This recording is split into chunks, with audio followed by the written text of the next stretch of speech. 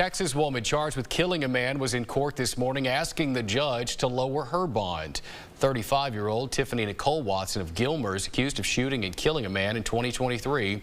39-year-old Christopher Dylan Ratcliffe is already in prison on manslaughter charges tied to that murder. Cameras were not allowed in Harrison County Judge Brad Morin's courtroom today when the state agreed to lower the bond of 35-year-old Tiffany Nicole Watson from $1 million to $500,000. She's charged with murder tied to this scene off Lazy Lake Road near Ore City that took place in the morning hours of July 4th of 2023. Investigators say the shooting took place in the front yard of the home. They found a 35-year-old man by the name of Jeremy Vick who had been shot laying in the yard.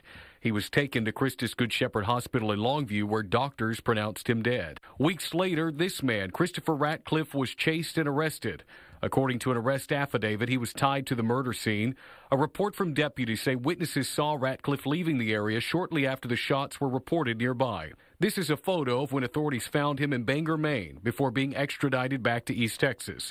He was initially arrested on the charges of first-degree murder, aggravated kidnapping with a deadly weapon, and aggravated assault with a deadly weapon. He's now serving a 10-year manslaughter sentence in a Palestine prison. Meanwhile, Watson was arrested just recently in January of this year. If she makes her $500,000 bond, she will be required to wear an ankle monitor and report weekly to the court. We did reach out to the district attorney's office on why the state had accepted a manslaughter plea for Ratcliffe and whether or not something like that's on the table for Watson. We'll be sure to let you know when we hear back.